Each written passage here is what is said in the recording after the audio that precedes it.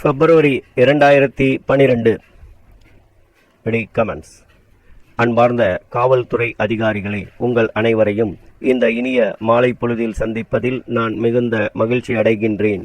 உங்களை அடிக்கடி சந்தித்து உங்களுடன் கலந்துரையாடுகின்ற எண்ணம் எனக்கு இருந்தாலும் மற்ற பணி சுமையின் காரணமாக அது நிறைவேறாமல் போய்விடுகின்றது. ஆனாலும் உங்களுக்கு என்ன குறைகள் இருந்தாலும் உங்களது பிரதிநிதியாக உயர் அதிகாரிகளை வைத்துக்கொண்டு கலந்து பேசி அவ்வப்போது தீர்வுகளை கண்டு வருகின்றேன் என்பதை நீங்கள் மறுக்க மாட்டீர்கள் என்று நான் நம்புகின்றேன். கடந்த சில ஆண்டுகளாக காவல்துறை விமர்சனத்திற்கு உள்ளாகி வந்துள்ளது என்பதை அனைவரும் அறிவீர்கள். காவல்துறை வெகு விரைவாக தனது மதிப்பையும் நம்பிக்கையையும் இழந்து வருகிறது என்றும் மக்களின் எதிர்பார்ப்பிற்கும் துறையின் செயல்பாட்டிற்கும் இடையேயான இடைவெளி நாளுக்கு நாள் அதிகரித்து கொண்டே வருகிறது என்றும் விமர்சனங்கள் உருவாகி இருந்தன என்பதை நான் சொல்லும்போது அதில் இருவேறு கருத்துக்களுக்கு இடம் இருக்க முடியாது என்றே கருதுகின்றேன். சராசரி குடிமகன் காவல்துறையை கண்டு அஞ்சுவதாகவும் குற்றவாளிகள் சட்டத்தை மீறுவதாகவும் சொல்லப்பட்டு வருகின்றது. அண்மை காலத்தில் முன்னணியில் இருக்கும் ஒரு முக்கிய விஷயம் என்னவென்றால், காவல் நிலையத்தில் காவலில் இருக்கும்போது இழைக்கப்படும் சித்திரவதை, காவலிலேயே இருப்பது ஆகியவை உட்பட வன்முறை செயல்களாகும். இது சட்டத்திற்கே ஒரு பெரும் சவாலாக உள்ளது. இது மிகவும் வருத்தத்திற்குரிய ஒரு நடப்பாகும் என்பதை நான் இங்கே கோடிட்டு காட்ட விரும்புகின்றேன். விசாரிக்கும் உரிமை இருந்தாலும் மூன்றாம் தர வழிகளை உபயோகிப்பதையோ துன்புறுத்துவதையோ சட்டம் ஒருபோதும் அனுமதிப்பதில்லை.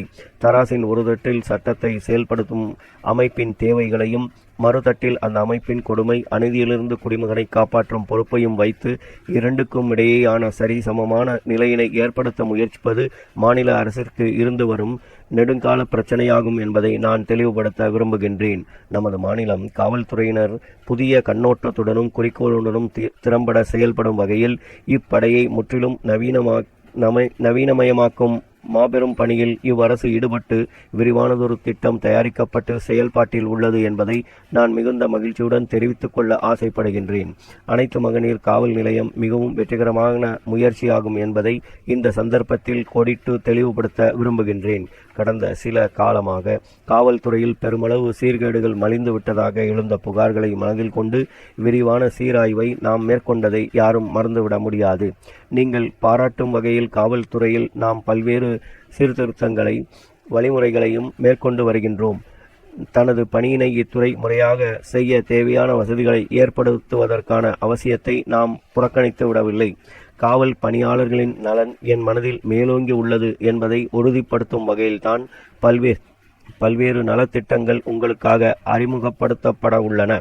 அவை குறித்த விரிவான விவரங்கள் வரவிருக்கும் நிதிநிலை அறிக்கையில் இடம்பெறும் என்பதை நான் உங்களுக்கு உறுதிபட தெரிவிக்க கடமைப்பட்டிருக்கின்றேன். காவல்துறையை பற்றி நல்ல எண்ணத்தை ஏற்படுத்துவது உங்களின் பொறுப்பாக உள்ளது என்பதை உணர்ந்து பணிகளை மேற்கொள்ள வேண்டுமென்று நான் கேட்டுக்கொள்ள ஆசைப்படுகின்றேன். அப்போதுதான் தனது வழக்கமான பணிகளை இத்துறை மேற்கொள்ளும் போது பொதுமக்களிடம் எழும் எதிர்பார்ப்பினை தவிர்க்க முடியும் என்பதை நான் தெரிவிக்க கடமைப்பட்டிருக்கின்றேன். பொதுவாக மக்களின் குறைகள் நிறைவு செய்யப்பட்டாலே பலத்தை பயன்படுத்த வேண்டிய அவசியம் எழுவதில்லை. மேலும் போராட்டங்கள், சட்டம் ஒழுங்கு நிலைமை சீர்குலைவது ஆகியவை தடுக்கப்பட முடியும் என்பது என்னுடைய திண்ணமான கருத்தாகும் என்பதை தெரிவிக்க விளைகின்றேன். காவல் நிலையங்களில் பொதுமக்களுக்கு வரவேற்பு அளிக்கும் விதத்தில் கனிவான அணுகுமுறை இருக்க வேண்டும் என்று நான் கூற ஆசைப்படுகின்றேன். ஒரு காவல் நிலையத்தின் எல்லைக்குள் வராத விஷயங்களை கூர்ந்து பார்த்து தேவையான உதவிகளை அவர்களுக்கு செய்தால் நிச்சயம் நற்பெயரை பெற முடியும் என நான் நம்புகின்றேன். காவலர் வீட்டு வசதி கழகத்தின் மூலம் கட்டப்பட்டுள்ள குடியிருப்புகளை திறந்து வைப்பதில் நான் பேருவகை கொள்கின்றேன். குடியிருப்புகளில் அடிப்படை தேவைகள் அனைத்தும் உடனுக்குடன் பூர்த்தி செய்யப்பட தேவையான அறிவுரைகளை உரிய அலுவலர்கள் வழங்க வேண்டும் என நான் கேட்டுக்கொள்கிறேன். அமைதி பூங்காவாக நமது மாநிலத்தை தொடரச் செய்யும் நீங்கள் அனைவரும் நல் ஒத்துழைப்பை வழங்க வேண்டும். அதேபோல் நானும் எனது அரசும் உங்களுக்கு என்ன வேண்டுமென்றாலும் நிதிநிலைக்குட்பட்டு அதே சமயத்தில் அவசர தேவைகளை நிறைவு செய்து தருவோம் என்பதை உறுதியாக தெரிவித்துக் கொண்டு என்னுடைய உரையினை நிறைவு செய்கின்றேன். நன்றி, வணக்கம். ஸ்டாப்.